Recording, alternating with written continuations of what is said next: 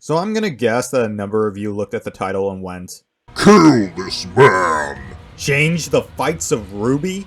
The thing that basically sold this series? Are you insane? Well, not clinically, no. So this is going to be a bit different from the usual videos I do. There's still going to be some analysis, but this will act more as an exercise in creativity. I mean, you do see what the channel is called, okay? I talk, okay? Yeah, RWBY was a show that sold itself on its unique and mesmerizing action, which was a trademark of its creator Monty who tragically passed away. Now, what I'm about to talk about is not along the lines of, this is what RWBY should be! Rooster Teeth are fucking morons not to hire me and excavate my skull for ideas! No. This is just a talk about what could have been with what was already set up. Something to stretch the muscles. However, before I talk about RWBY's fights, I'm going to talk about the fights of another show. Okay, so hear me out. JoJo's Bizarre Adventure. Seriously, hear me out. So, in order to avoid making this a video about what one show does better than the other, I'm just going to explain a core appeal of how JoJo does its fights. For the majority of JoJo, the characters do battle with a physical manifestation of their mental energy called stands, which vary in power, ability, and even function. Because of this, battles are often less a match of skill, strength, or speed, and instead become like puzzles. The characters have to rely on how well they know their own strengths, weaknesses, and environments, all while trying to figure out whatever weaknesses are built into the power set of their enemies. That makes sense? Good. Back to RWBY. In the world of RWBY, characters are armed with special abilities called semblances, along with weapons that double as both traditional weapons and fucking guns. But only sometimes. The fights in RWBY tend to have this kinetic and almost dance-like momentum to them, at least in the earlier volumes. But hey, the later volumes are starting to pick up the slack again. On a surface level, they have a lot going into them, with fighting styles, weapons, and abilities, but sometimes, despite all that potential, the fights just kind of feel boring. Part of this is because RWBY tends to lean into the fight harder, not smarter type of fights. Okay, but what the hell does this have to do with the JoJo segment? Well, to answer that, I'm going to look at a small bit of characterization for RWBY that sadly became a bit more diminished as the series went on. So, I got this thing. Whoa! Is that a scythe? It's also a customizable, high-impact sniper rifle. I'm kind of a dork when it comes to weapons. I guess I did go a little overboard in designing it. RWBY is a weapons geek. She built her weapon Crescent Rose. In fact, I wouldn't even be surprised if all the characters played some part in the creations of their own weapons, given how well their weapons tend to complement them. Blake is introduced as distant, keeping everyone around her at an arm's length, translating to her having the weapon with the longest range. Yang is direct, so her guns and weapons assist her in the most direct way possible. Weiss is refined and precise, reflected in her rapier. While Crescent Rose, like RWBY, is a lot. These weapons are as much of an extension of these characters as their semblances are. Kind of like a stand. While it's saddening to see RWBY's trait of being a weapons geek not really come out during normal circumstances, I actually think it's more of a missed opportunity for it to not really come out during battle. Weapons in RWBY are a work of art, and wielding them is almost like a fighting style in and of itself with its own tells and built-in weaknesses. So what if something like that actually factored more into the battles? Let's flash back to Volume 3. RWBY faces off against Torchwick and Neo. RWBY is getting thrashed, and then she notices something about Neo's weapon. For the sake of this argument, let's say it's something she would only fixate on due to being a weapons geek. Then, in a matter of moments, she's able to turn the tables. How'd she do it? By recognizing a flaw in the weapon's design and taking advantage of it. But what if it wasn't something as simple as a button? Well, what else could it be then?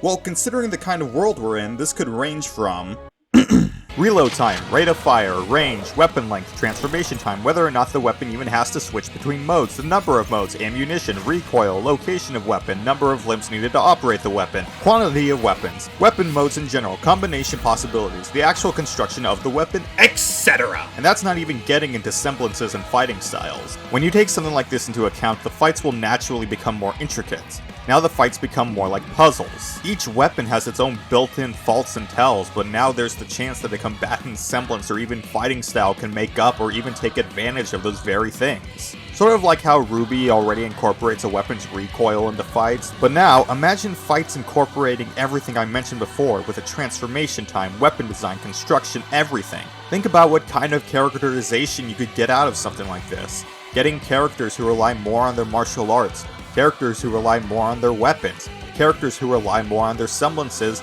and characters who are able to actually pick up on this and adapt accordingly. Now, to be fair, RWBY already has moments like this scattered throughout, but really not to a big enough extent and not as frequently as it could be. If RWBY could just dive in further and bring the right things to the surface, they could make what they already have so much more engaging. If done right, it wouldn't even slow down the pacing of the fights because, man, does JoJo slow down sometimes. Remember how, like, Yang had trouble with opponents that specialize in kicks? According to Death Battle. Less adaptable when fighting against foes specializing in kicks. And then she kind of just didn't. That's a really cool detail to have in fights that we just don't see as much as we used to. But how cool would it be to see Yang to be able to adapt her opponent's kicks and eventually exploit a weakness inherent in their style?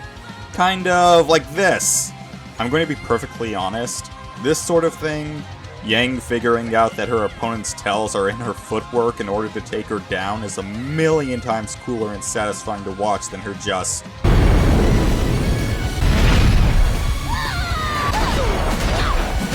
Not to mention, something like this would be incredibly useful when it comes to the more experienced members of the cast. Experience could be conveyed more through how well the three areas of semblance, style, and weapons are blended together and how well a fighter can make them work for each other. It would be able to act as another layer of visible experience beyond just, OMG, they're so fast. OMG, they're so strong. And OMG, they're so... Wait, how is this not magic? This is like literally how magic is presented throughout most of the series. And something like that would also help distinguish why magic is so sought after in this world, other than by virtue of its scale and being magic. In that it has no built-in faults or tells, it just dominates. Which could help make it a bit more distinct in fights and separated from actions that one could easily mistake for magic. I don't know, I just find it odd that throughout the series so far, no one has ever tried to halt a weapon's transformation. Someone showing a clip of a character doing just that. I mean, it would be like those katana fights where a portion is just keeping the other person's weapon sheath. The point is that these are the kind of fights we could have gotten with the setup that's been given. Fights where the combatants have to truly think and strategize. Fights where no one is truly able to fight the same way. Fights where experience is in the open for all to see. Let the girls of Team RWBY fight smarter rather than harder, because when they do, it's awesome! See? Alright. Now you're using your head instead of your... Both Yang and RWBY get an opportunity to actually grow as fighters within the story and in turn make the series more awesome. So I hope other characters are able to get their own fighting IQ epiphany. Allow them to use something like this to take down an enemy they've yet to beat, like Neo, who currently has the best win rate in this series.